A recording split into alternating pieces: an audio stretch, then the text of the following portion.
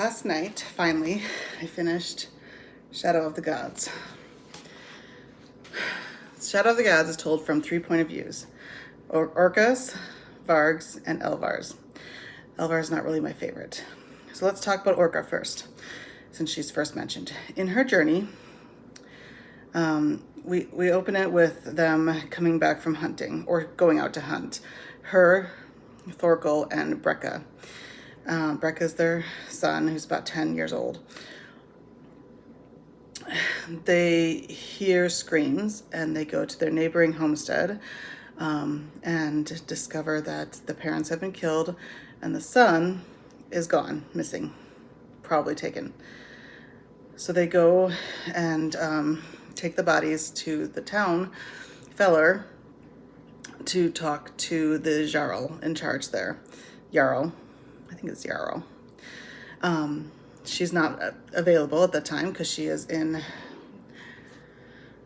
the city talking to the queen, Queen Helka. So what happens is they basically let them know, but Guthvar, who is a baddie, really stuck up, prideful type. My aunt's a Jarl and you guys are nothing. Basically, we're told that if they hadn't lived so far away from the town, they'd be fine. So the local fisherman, whose name escapes me right now, basically talked to them, knew what was going on, and agreed with them.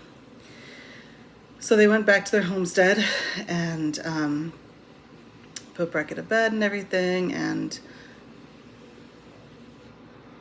when they came back,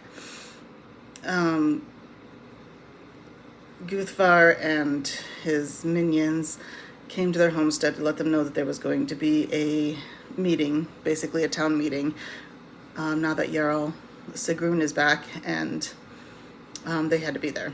So they go to this meeting, and the fisherman that they were talking to basically shares his displeasure that they are siding with the queen and that taxes are going to be raised and things are not going to be better for them as a whole. So Guthvar, in all his pride and wisdom, challenges him to a duel. First blood. The fisherman gets the first blood. Guthvar takes offense and basically goes to kill him. Is stopped. But then the Hundthrall, a person who is tainted with the Hundar god's blood, and they wear a collar that controls them basically, goes right after the fisherman and basically kills him. His 2 sons, Lif and Mord, watch this happen. They have to take their father back to their homestead, bury him. Orca and Thorkel and Brekka help them, guide them, and then Orca decides she's going to talk to the Froa tree, the ash tree spirit that protects their land, and find out if they need to be moving or where they should move. Not where if they should be moving, but where they should move, so that they can have some freedom. When she gets to the Froa spirit early the next morning, she discovers that the tree has been totally massacred. And then she hears screams again, and she worried about Brekka because the other boy was taken. She runs back to the homestead to find bodies pretty much everywhere. Her husband, Thorkel, is dying. The Vesen that they had protecting the home, Spurt and Vesli, were severely injured, and Brekka is gone. So she follows after where they were, follows their tracks and everything to the river, kills some people there that were involved, finds out the name of the one who was in charge of taking her son, and she goes back to her homestead and she buries her husband, and she takes the saxes that are out of their that were left in his body by his murderer, so that she can return it to Drecker, who is the guy who was in charge of stealing her kid. So, Orca is kind of an impulsive revenge taker. She goes in the evening when most people are either celebrating or sleeping. She goes to Jarl Sigrun's house because she saw the Hundthrall lick her husband's blood off his axe, and so she blamed the Hundthrall for leading these people to her homestead. She basically kills the Hundthrall and severely injures Jarl Sigrun.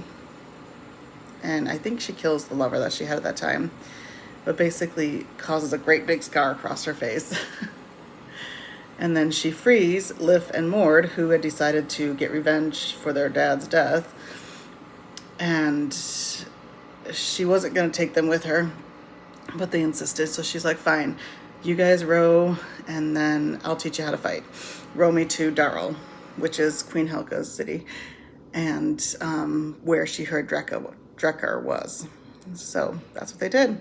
And she tried ditching him again. She gets to Darrell. She gives them some coin, and she says, go make a life for yourselves until you feel like you're on good enough feet that you can take out Guthvar. And then she finds Drecker, and she ends up getting in a fight with pretty much all of his gang, and then ends up being surrounded. And then Lif and Mord on horses comes and rescues her. They're hiding out at an old farm, and she plots with Lif and Mord to go back and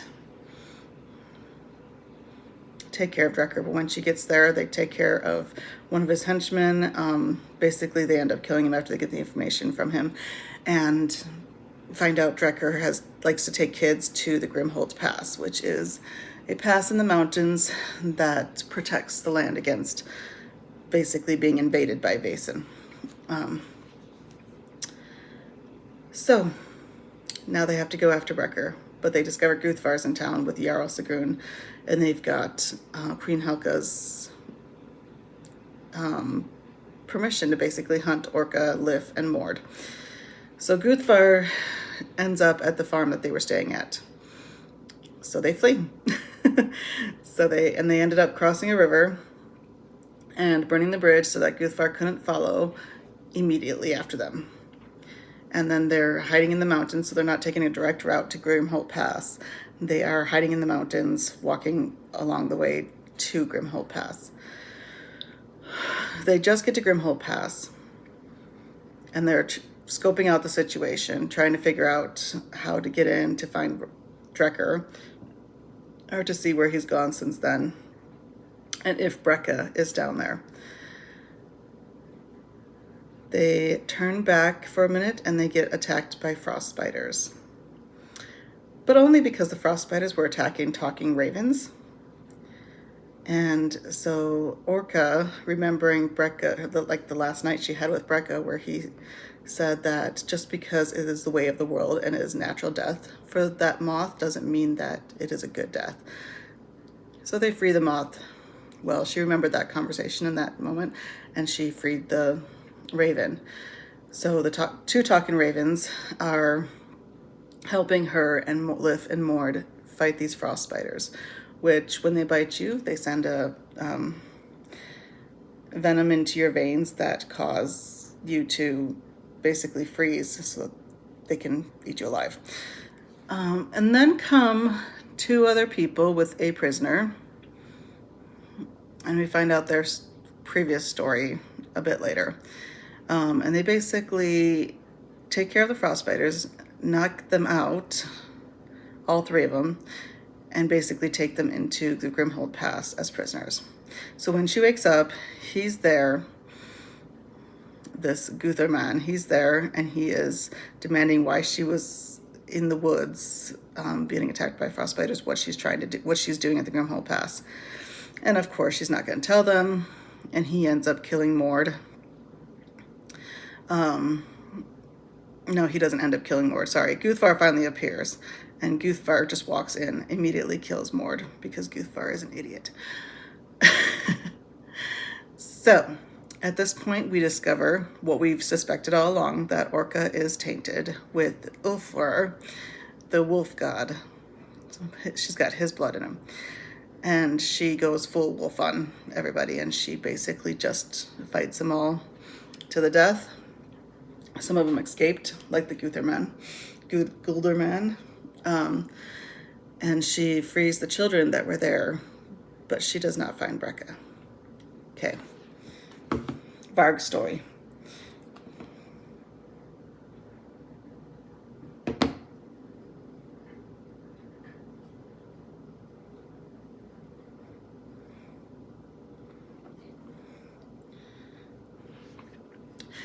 Varg's story starts off with him entering a town.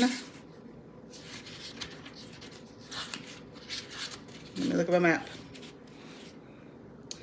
Liga. So he enters Liga. He's got a coin full of purse, or a purse full of coin, and he goes to buy himself some food. He's been on the run because he feels like he went mad, and when he woke up, people were dead around him. Okay, so he is looking for a Seether witch, who is a person who is tainted with Snaka's blood. Snaka, the king of gods, the father of all the gods, the huge snake in which the mountains across the land, Vithgrith, is, the bones basically help make up part of the mountain.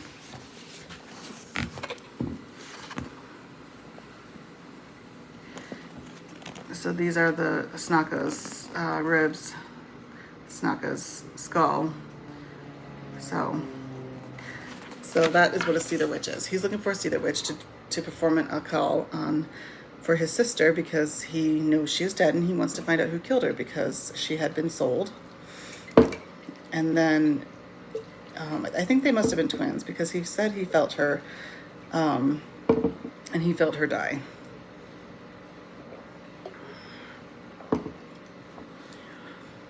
So he finds a Seether witch. Problem is she is on the side of like a ring of men, two men that are fighting. One is huge, looks like he's like twice the size of a regular man, looks like he's half troll. So he's like, well, I need to talk to that Seether witch. And one of the people was like, well, you can't do that until you fight Einar, half troll, and join the Bloodsworn. Okay, so he fights Einar, half troll, bites him in the leg, and ends up basically winning the match. Although, yeah. But the problem is Einar, half troll, has won all these things for a reason. So he's beaten pretty bad, and the next thing he knows is he wakes up in this glen type area, and he is found by his old master Kolskeg's son, Leif Kolskeg, who has been hunting him because he killed his father. And Varg says, I'd not kill your father. But Glornir, the leader of the Bloodsworn, ends up saving Varg. He's like, he's one of us now. He is part of the Bloodsworn. So you cannot have him. Takes him. They get him cleaned up, and they basically adopt him into the ranks, although he hasn't taken the oath yet. He's still got to prove himself. All he wants to do is talk to the Seether witch and have an occult performed so he knows what happened in his sister's last minutes. So he knows who to attack, who to kill, to avenge his sister. Well, they're staying at the Jarl's place, and the prince from Iskadan, the continent that was south of Vithric,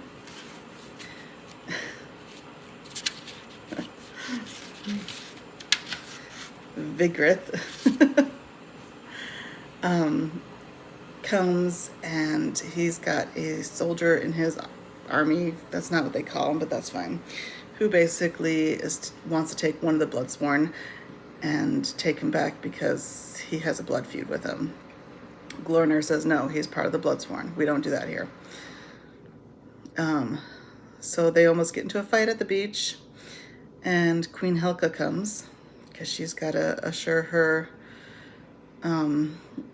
loyalty from the Jarl in that area.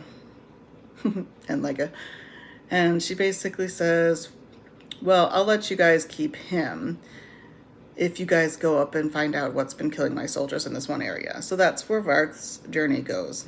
So they go basically to this, up to the river, up to past Darl. So they're going way up north to the mountains, and they come to this area where they see a lot of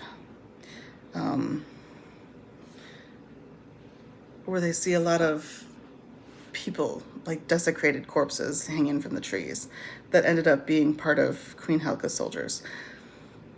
They go a little bit further, they see a troll with some thralls, people with collars around their necks, and some of some warriors that are basically controlling these people. They go into a cave, they come out, they do whatever. So they go and try to figure out, they're going to free these thralls. And they get into a huge fight. They discover a Golder man. No, he's not a Golder man. They discover this really powerful warrior whose eyes glow red, and he's going after Glornair, and he goes to almost kill him. He's got a bone sword that seems really powerful.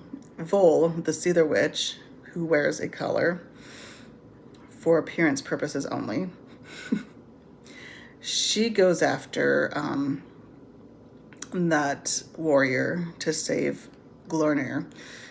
And so this warrior comes after her and Glornair. Varg sees it. His comrades have the troll pretty much under control.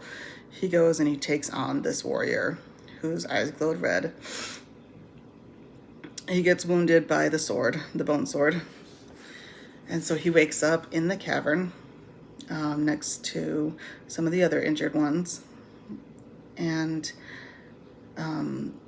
Vol comes to talk to him about the Akal.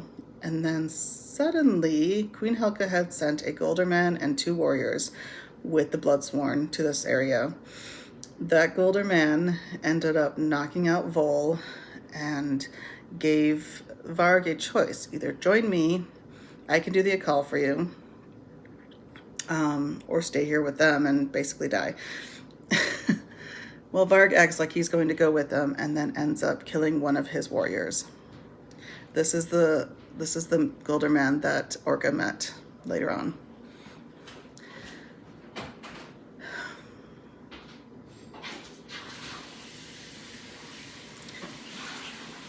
They kidnap Vol, so she's the prisoner on the back of the horse.